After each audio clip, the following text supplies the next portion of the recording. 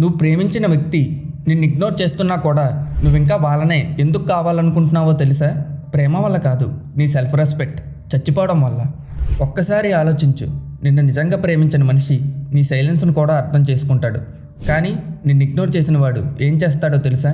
నీ ఎమోషన్స్ని హ్యాబిట్స్లో వాడుకుంటాడు. అందుకే నీకు అటెన్షన్ ఇవ్వని వాళ్ళకి నీ పేస్ని సాక్రిఫైస్ చేయకు. ఇప్పటి వరకు వాళ్ళని ఇగ్నోర్ చేస్తే ఎలా ఉంటుందో నీకు తెలిసింది.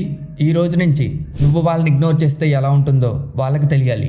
సో వీడియోని స్కిప్ చేయకుండా లాస్ట్ వరకు చూడు.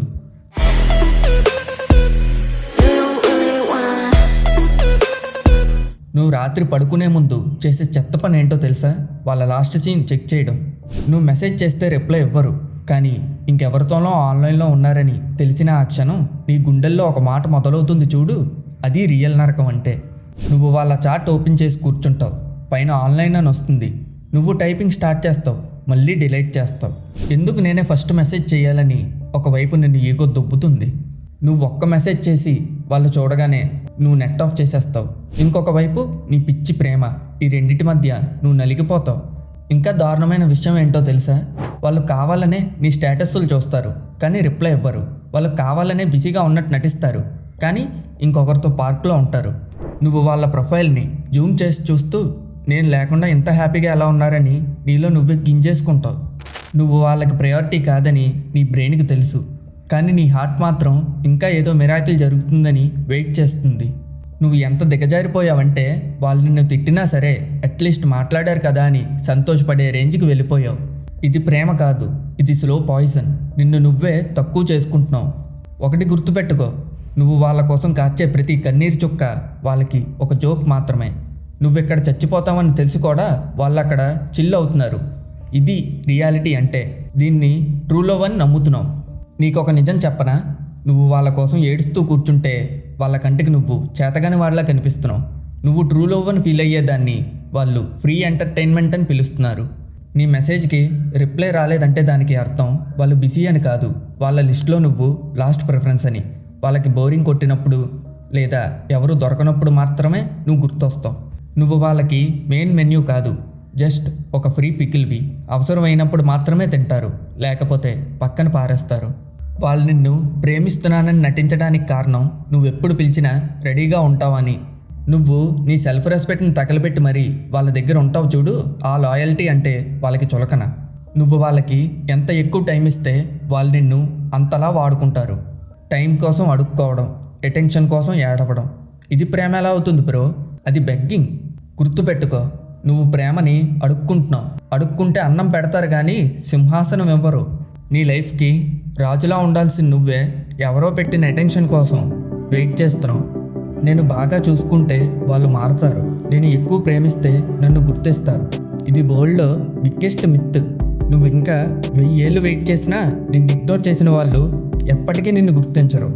ఎందుకంటే వాళ్ళకి నువ్వు విలువలేని వస్తువు మాత్రమే. నువ్వు వాళ్ళ చాట్ హిస్టరీని స్క్రోల్ చేస్తూ పాత వాయిస్ నోట్స్ వింటున్నావు చూడు. అది ప్రేమ కాదు, నీ గతాన్ని నువ్వే తవ్వుతున్నావు. నువ్వు వాళ్ళ స్టేటస్ చూస్తావు, కానీ వాళ్ళు ఇంకెవరో పోస్ట్కి లైక్ కొడతారు. అలా చేసిన ప్రతిసారి ఈ గుండెని ఎవరో పిన్నుతో గుచ్చినట్టు ఉంటుంది. నువ్వు బయటికి నవ్వుతున్నావు, కానీ లోపల ఎందుకు నేను మాత్రమే ఇలా అయ్యాను, నా తప్పేముందని ఒక పిచ్చివాడిలా ప్రవర్తిస్తున్నావు. నీ ఫోన్ వైబ్రేట్ అయిన ప్రతిసారి వాళ్ళే కాల్ చేస్తున్నారేమోనని ఒక పిచ్చి నమ్మకం. అది నోటిఫికేషన్ కాదు, అది ఒక హెల్యూసినేషన్. నువ్వు వాళ్ళకి 100 మెసేజ్లు చేస్తావు, కానీ వాళ్ళు చూసి వదిలేస్తారు అంతే. నువ్వు మళ్ళీ సారీ అని మెసేజ్ చేస్తావు. అసలు తప్పు ఎవరిది? ఒక్కసారి ఆలోచించు. నువ్వు తప్పు చెయ్యకపోయినా ఎందుకు సారీ చెప్తున్నావు? ఎందుకంటే వాళ్ళని ఇగ్నోర్ చేస్తే నువ్వు తట్టుకోలేకపోతున్నావు కాబట్టి. వాళ్ళు తిట్టినా పర్వాలేదు, నాతోనే ఉంటారు కదా అని అడ్జస్ట్ అయి బతుకుతున్నావు. అన్నిటికంటే దరిద్రం ఏంటో తెలుసా? నిన్ను నువ్వే అసహించుకోవడం. మిర్రర్ ముందు నిలబడి నేను చూడడానికి బాగోలేనా, అందుకే వాళ్ళు నన్ను ఇగ్నోర్ చేశారని నిన్ను నువ్వే తక్కువ చేసుకోవడం. ఎవరో ఒకరు నిన్ను కాదన్నారు కదా అని నువ్వు ఇలా అయిపోవడం ఏమైనా బాగుందా? గుర్తుపెట్టుకో, దీన్ని ప్రేమ అనరు, ఇది ఒక సైకలాజికల్ ప్రిజన్ అంటారు. నువ్వు ఆ జైల్లోనే కూర్చుని వాళ్ళ కోసం ఏడుస్తున్నావు. వాళ్ళు జైలుకిని ఎప్పుడో సముద్రంలో పాడేశారు. చాలు, ఇప్పటిదాకా నువ్వు వాళ్ళ ప్రపంచంలో ఒక సైడ్ క్యారెక్టర్లో బతుకుతావు. కానీ ఈ క్షణం నుంచి నీ మైండ్ కంప్లీట్గా ఫ్లిప్ చేయాలి. నువ్వు వాళ్ళ లైఫ్ నుండి ఒక స్మోక్ లాగా మాయమైపోవాలి. అంటే వాళ్ళకి దొరకనంత దూరంగా వెళ్ళిపో. నేనెందుకు వెళ్ళాలనే ఈగోతో ఉండకు. నువ్వు ఉన్నావో లేదో కూడా వాళ్ళకి తెలియకూడదు. Silence is the biggest weapon. నువ్వు సైలెంట్గా ఉన్నప్పుడు నీ వాల్యూ ఏంటన్నది వాళ్ళకి తెలుస్తుంది. నువ్వు అందరి ముందు మంచిగా ఉండాలి, అందరినీ హ్యాపీగా ఉంచాలి అనుకుంటున్నావు. చూడు, అది నీ బిగ్గెస్ట్ వీక్నెస్. ఈ ప్రపంచం మంచి వాళ్ళని కాదు, ఓన్లీ స్ట్రాంగ్ పీపుల్స్ని మాత్రమే గుర్తుపెట్టుకుంటుంది. నీ టైంని వాళ్ళ కోసం ఖర్చు చేయకు, నీ మీద నువ్వే ఇన్వెస్ట్ చేసుకో. నీ కోపం, ఆవేశం అవన్నీ రాకెట్ ఫ్యూయల్లో వాడు. నువ్వు జిమ్లో బార్బెల్ ఎత్తుతున్నప్పుడు, నువ్వు కూర్చుని వర్క్ చేస్తున్నప్పుడు వాళ్ళు నిన్ను తొక్కేసి ఎలా వెళ్ళారో ఆ సౌండ్ నీ చెవులకు వినపడాలి. ఆలోచించు. ప్రేమ అంటే వెయిటింగ్ అనుకుంటున్నావు, కాదు. ప్రేమ అంటే పవర్. నిన్ను నువ్వే కంట్రోల్ చేయలేనప్పుడు నువ్వు ఇంకెవరిని ప్రేమించలేవు. వాళ్ళు నిన్ను పని మనిషి అనుకుంటున్నారేమో, కాదు. నువ్వు నీ లైఫ్కి సీఈఓ. వాళ్ళు నిన్ను రిజెక్ట్ చేయలేదు, వాళ్ళు ఒక డైమండ్ని భరాయించలేక వదిలేశారు. అది వాళ్ళ బ్యాడ్ లక్, ఇప్పుడు నీ గుడ్ లక్. ఎప్పుడైనా ఒకటి గుర్తుపెట్టుకో, సింహం ఎప్పుడు మృగాలతో ఆడుకోదు, అది వేటాడుతుంది. నువ్వు ఎంత ఎత్తెదుగుతావంటే రేపు వాళ్ళు నీ దగ్గరికి రాలేక నీ సక్సెస్ని చూసి వాళ్ళు కూర్చుని ఏడవాలి. అది కదా రివెంజ్ అంటే.